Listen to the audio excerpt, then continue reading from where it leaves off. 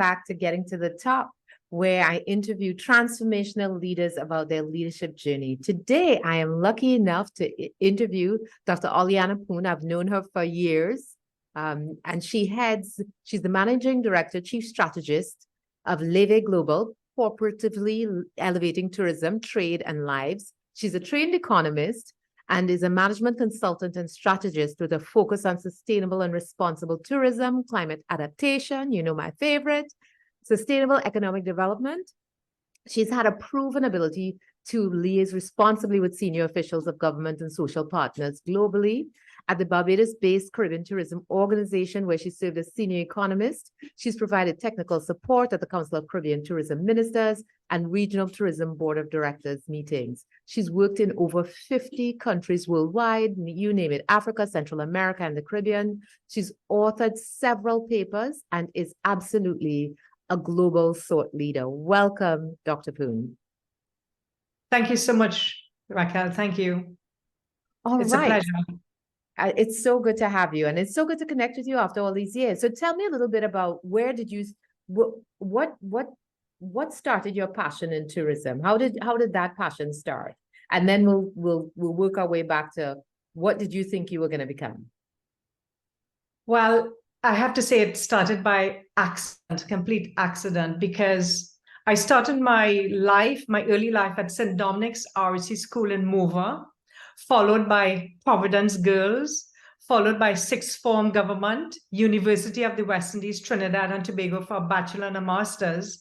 And I went abroad to do a doctorate on technology, probably oil and all of these things. And when I started doing work on information technology, I realized, but wait, our asset, tourism, one of the most important resources that we value so dearly is going to be affected and upended by information technologies. So I shifted, not knowing anything about tourism or travel, or not even intending to do that. I shifted and I did work on information technology and tourism, basically. And that's how I ended up by chance in the whole tourism industry. And as a matter of fact, I'm the first person in the world to graduate with a doctorate on tourism technology in the whole world. So no one started to look at it until I started to look at the connections. At that time, it was computerized reservation systems, but now look at what has happened 20 years down the road. So being first or being a thought leader in that regard has been an amazing journey, and that has helped tremendously in terms of where I would say, ended up, basically. And so what interested you initially in the technological aspect? I mean, I know at that time it would have been hugely, developing and it was the way of the future, but what was it specifically for you before you realized the connection between tourism and technology?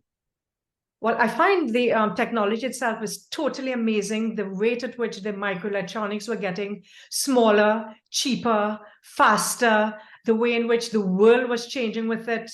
At the time when I studied in England, they were looking at the future of the automobile industry and how that was going to change. So I think it was just excitement and a passion for something new, different, and making it a reality there. And that has helped tremendously, because one of the things I've done, of course, is to write a book. I wrote a book on tourism, technology, and competitive strategies that still is being used by many universities all over the world. And I can tell you, one of my first assignments in South Africa was to develop their tourism policy and strategy. And of course, it was a project that we bid for because we don't know anybody in those places. And afterwards, one of the guys told me, I read your book. And of course, I invented this whole idea about old and new tourism. And he said, it's a new South Africa. We want a new tourism for the new South Africa. And that's how I ended up in South Africa, inventing for them responsible tourism, because those of you who are in the travel and tourism industry would have heard the concept of responsible tourism. But I developed it way back when Mandela came in, because it was the only response to tourism, to sustainable tourism for South Africa, that was based for decades on a situation where you had previous people and previously disadvantaged people. So it was totally amazing. I can also say that, and I think this is helpful for a lot of young people coming up. Not only did I write a book, but I wrote many articles. I did one on information technologies and tourism ideal bedfellows that was published in the Annals of Tourism Research. And I was found by someone who was headhunting people in Singapore to go and deliver their Intelligent Island public lecture on information technology and tourism. I wrote another article on information on the future on innovation and the future of Caribbean tourism. And that landed me a job in Barbados at the Caribbean Tourism Organization, because at the time, the United Nations World Tourism Organization and the United Nations Development Program had just identified a position of senior economists for the Caribbean tourism industry. And I just happened to be one of the ones who was qualified to do the job then. So the point about it is that it's not just having the qualifications, but it's working it. You write a book, you write professional articles, you become known, because we operate globally, but we don't know anybody globally.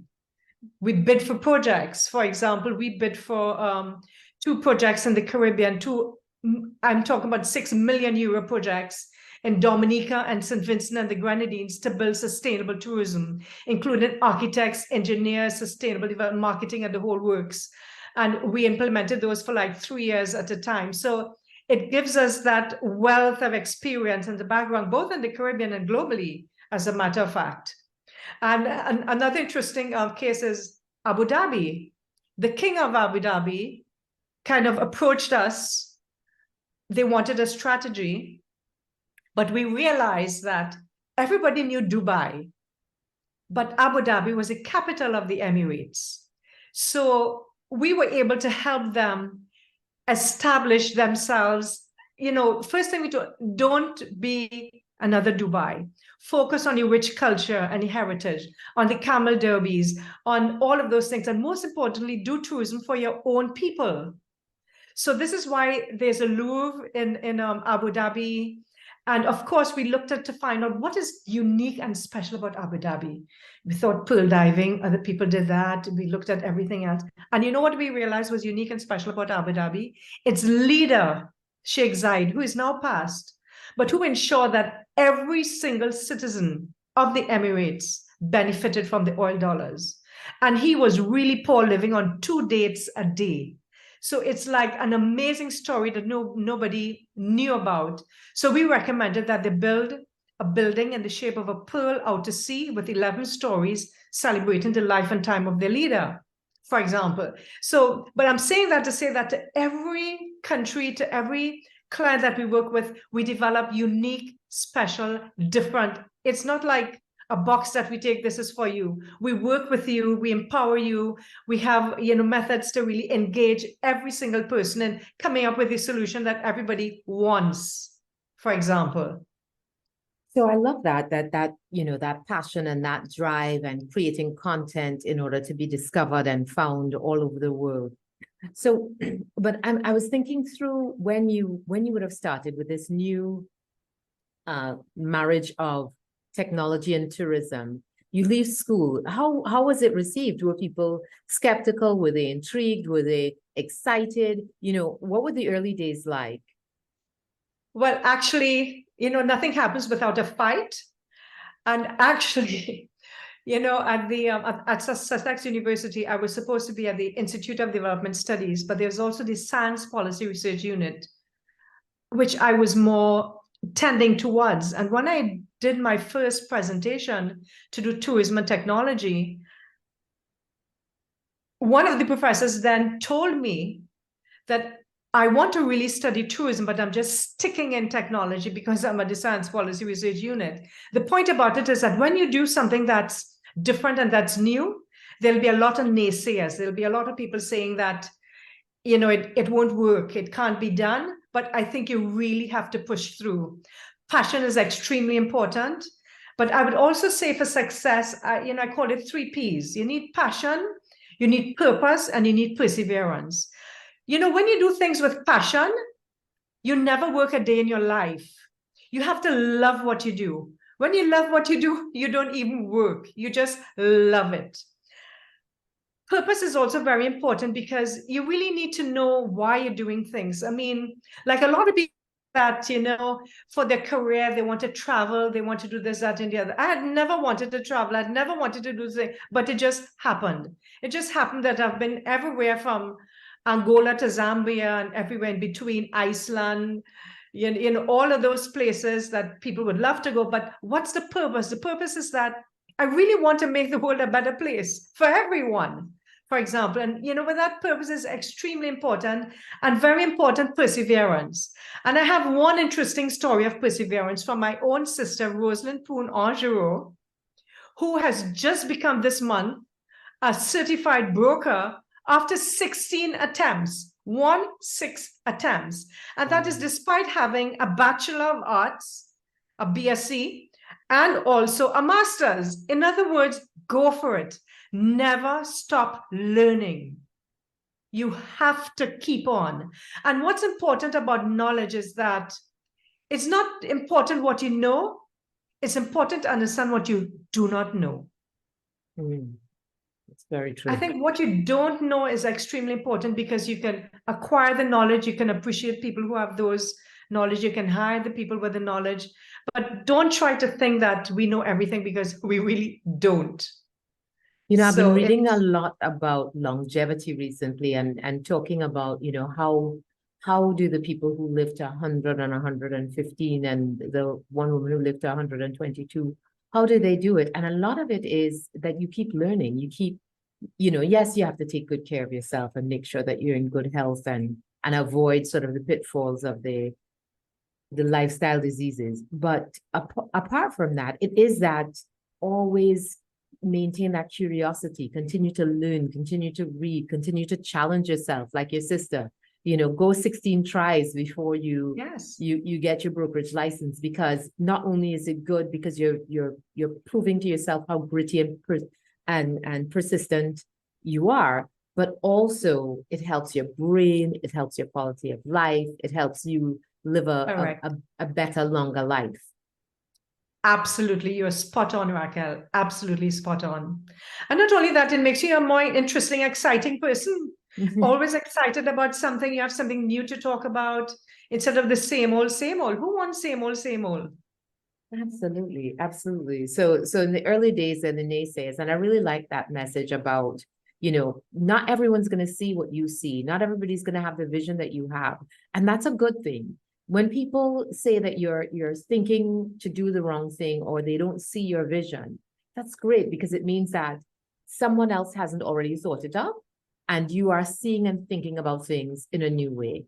And if you turn out to be wrong and you make a mistake, well, you figured out one of the ways that it doesn't work.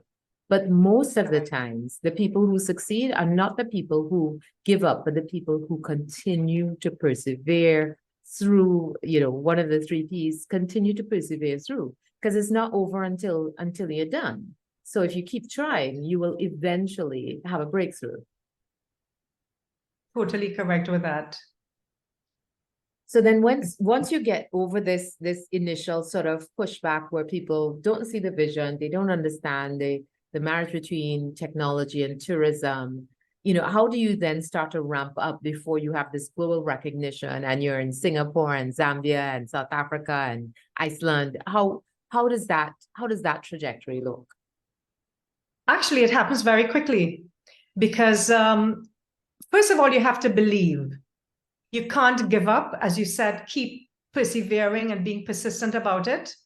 As a matter of fact, the same year when I finished my university, like the next month, I was on a flight to Jamaica to join the Caribbean Tourism Organization. It happens very quickly, because people who don't see it start seeing it very quickly, because the technology itself has been so rapid and so growing. It has been, very, very quick space of time. So it didn't take long at all. And not only that, the book came a couple a couple of years later on, but I think people see you and they start to understand.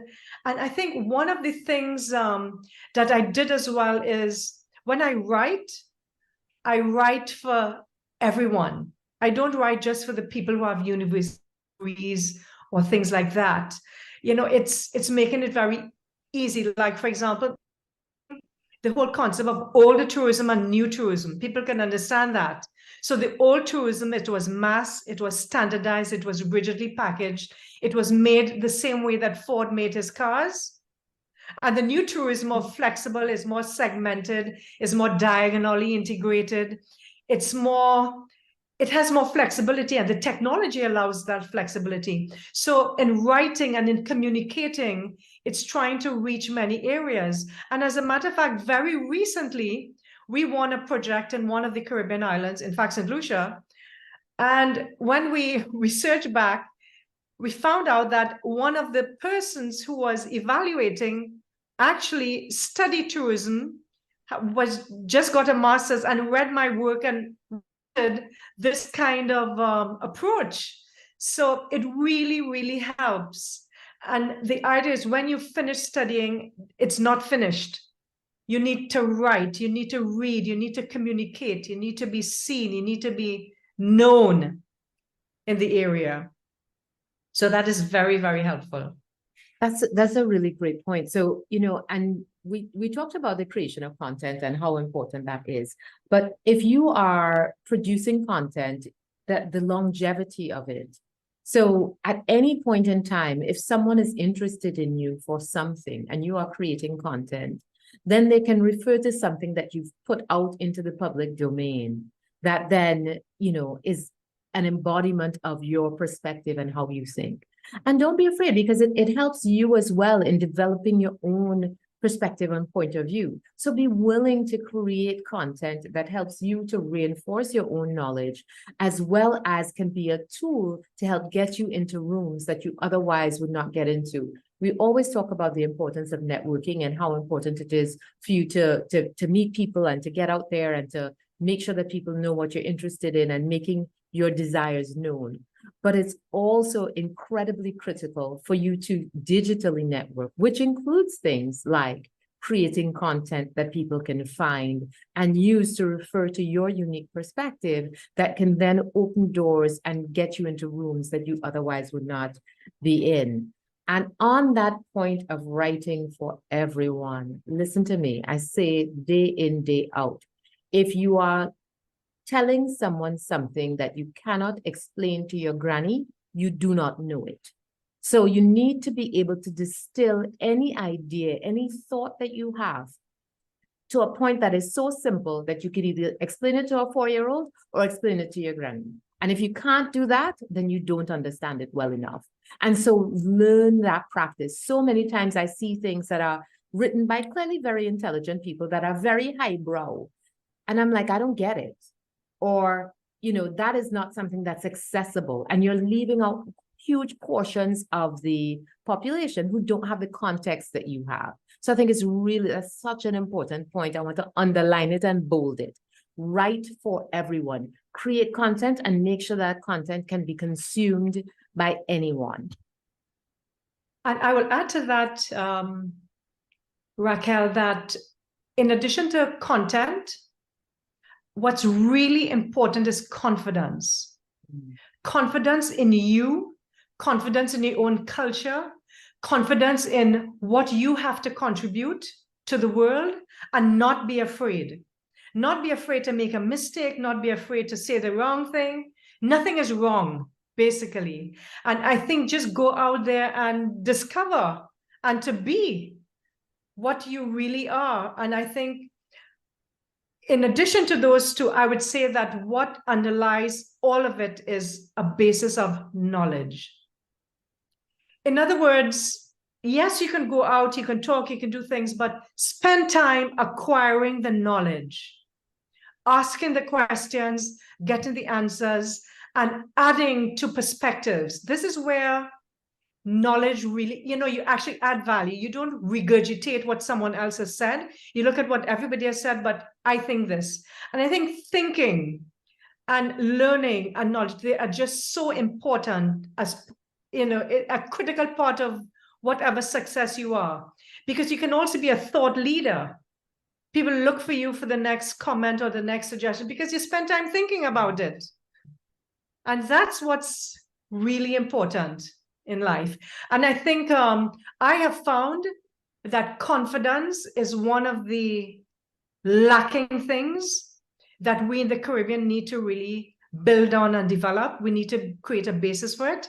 And this is why, for example, we established a couple of years ago Exceptional Caribbean. And the role of Exceptional Caribbean is to really help fall in love with the Caribbean and to help us love our own Caribbeanness even more. Because too often we just talk so negatively about the region that you would think, well, and I always say that if the American embassy opened its doors, I would say 99.999% of everybody wants to leave. But really and truly, the most amazing place to live, work, and play on this entire planet is the Caribbean. And we need to make it that, and we need to own it, and we need to be confident about it. So telling our story is extremely important. Now, one thing I'd like to mention, Raquel, is the people that I really admire in terms of how they have told their story are the Jews. 10 million Jews were killed, annihilated by a horrible regime over 10 years. And nobody is allowed to forget that.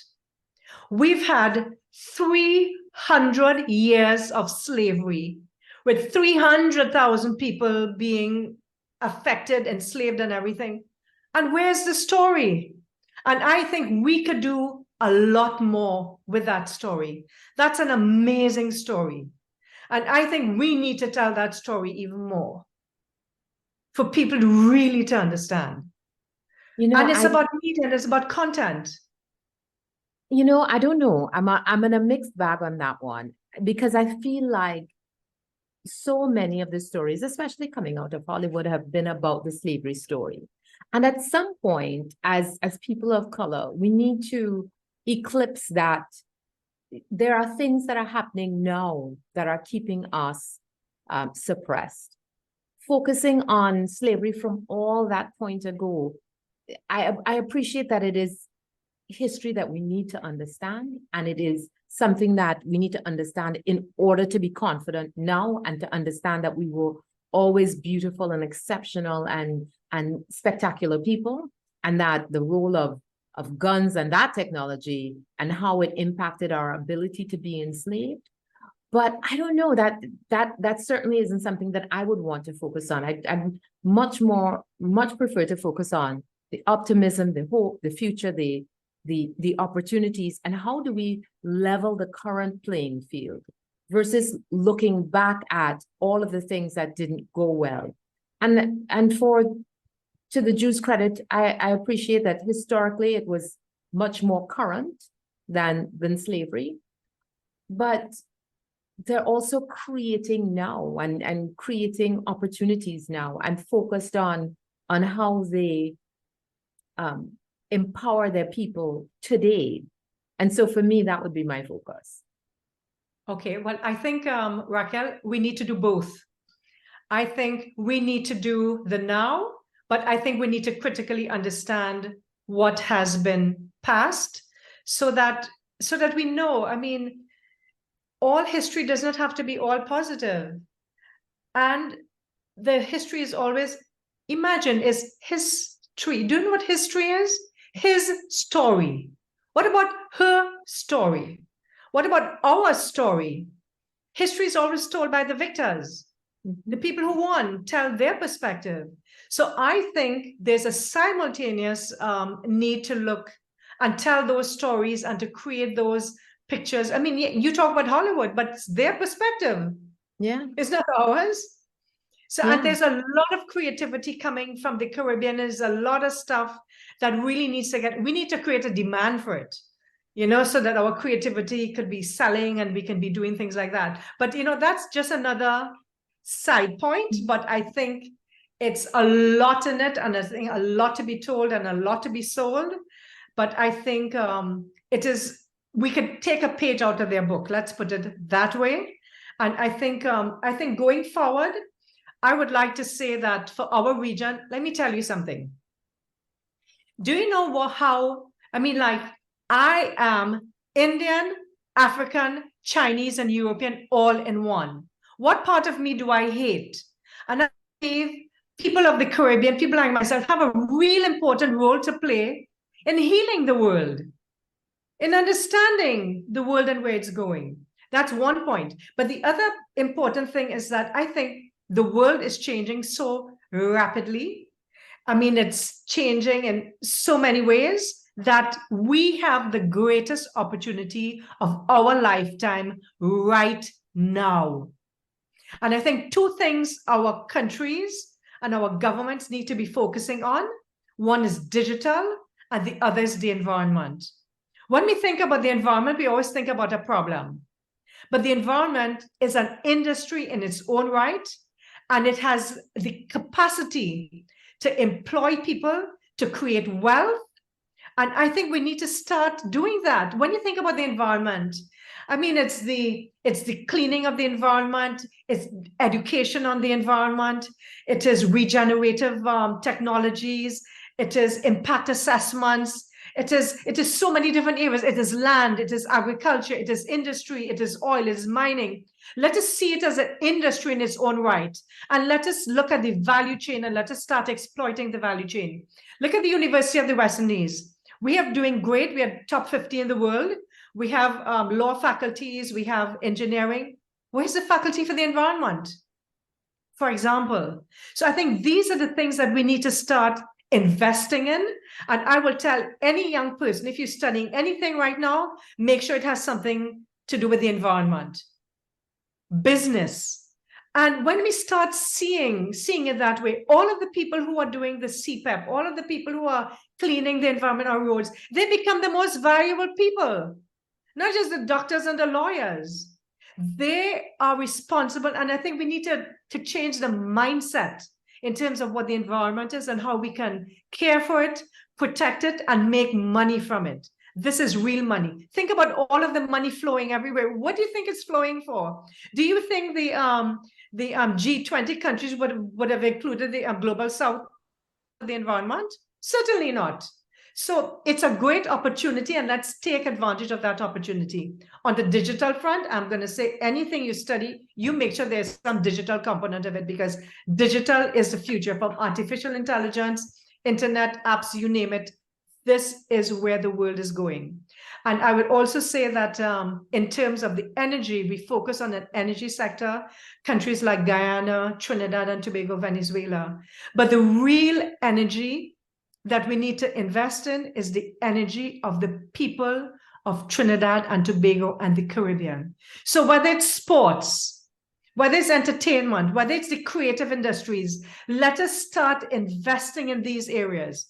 And this is why we are really, really thrilled. Leve-Global, we'll be creating and developing for the Cayman Islands, believe it or not, their youth policy and their sports policy to really help them really grow and drive. So it's really part of what we believe the future of our countries could really be.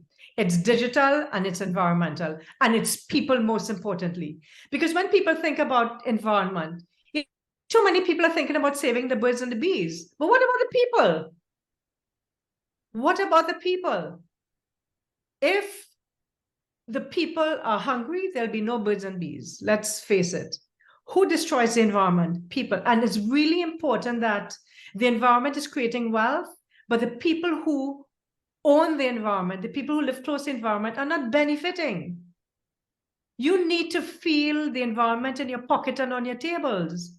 If you don't, and sustainable tourism, if you don't, there can be no sustainable tourism, there can be no regeneration. So I think we need to find a way to involve, engage, employ, educate the people to become more interactive with and benefit more from the environment. But we need to see the environment as an asset, as an industry, and let's start going for it in a major kind of way.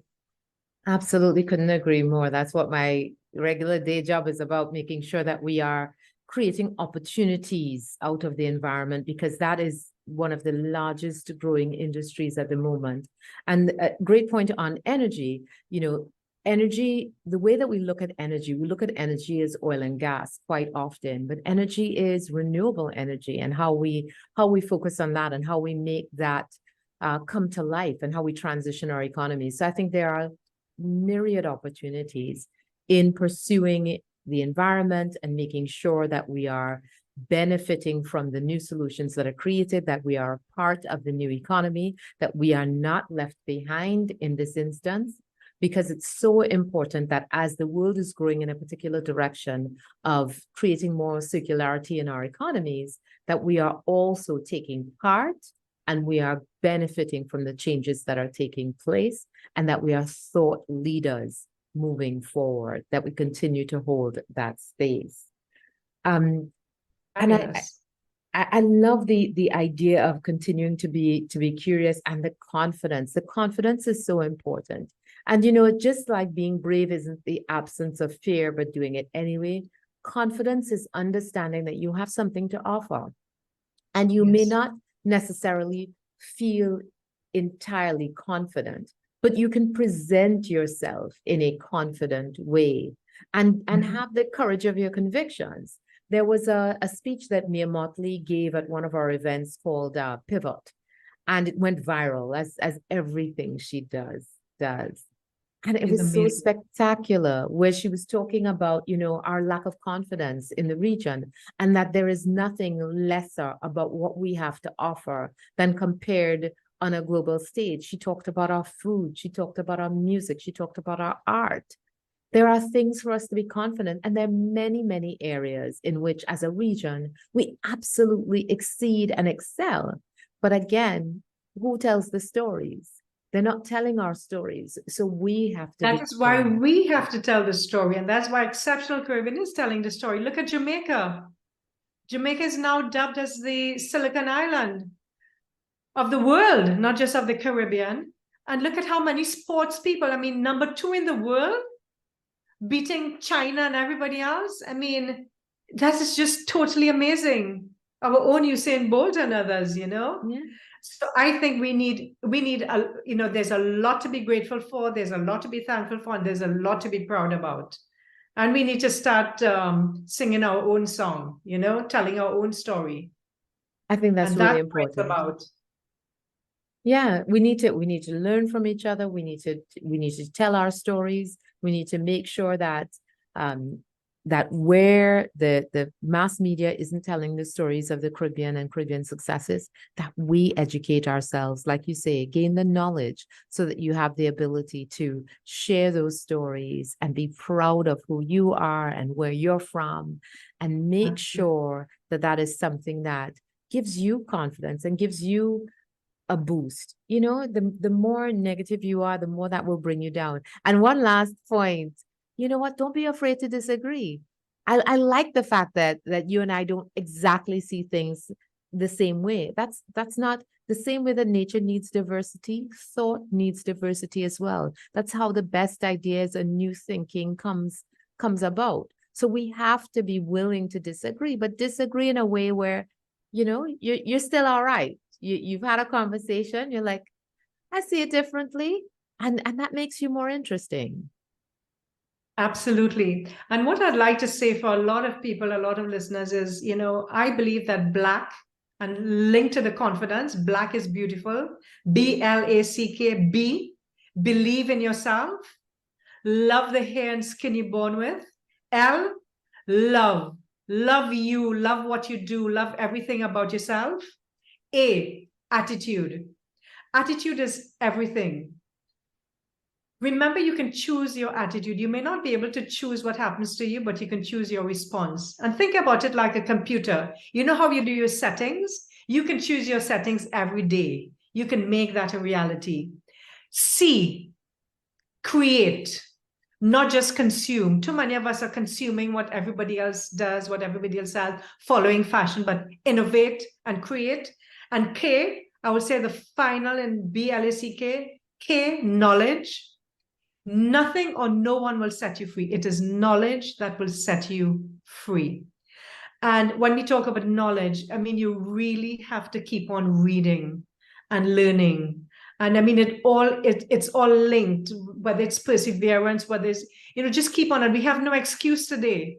In the past, people told us their story and we heard history and we read history. But today we can look for information anywhere and it's there. So I think we have to start. We have to challenge ourselves. We have to be tomorrow better than we were today. And we just have to make it a reality.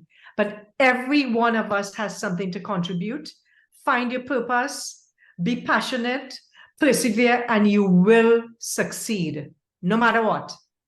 Wonderful. I can't think of a better note on which to end. I hope that this has inspired you and excited you, and you go off and create something amazing with all of the knowledge and confidence and love and belief that you have, and with the best attitude that you need to put forward. And I couldn't have said it better or agree more, that Black is beautiful. Embrace who you are and what you bring to the table. There has never, ever, ever been another you. So you're the only one who knows how to do it right. So with that, we thank you for staying with us through this episode of Getting to the Top. I really appreciate your time. If you haven't already, please subscribe. Looking forward to seeing you on the next episode. Thank you and goodbye. Thank you. Thanks.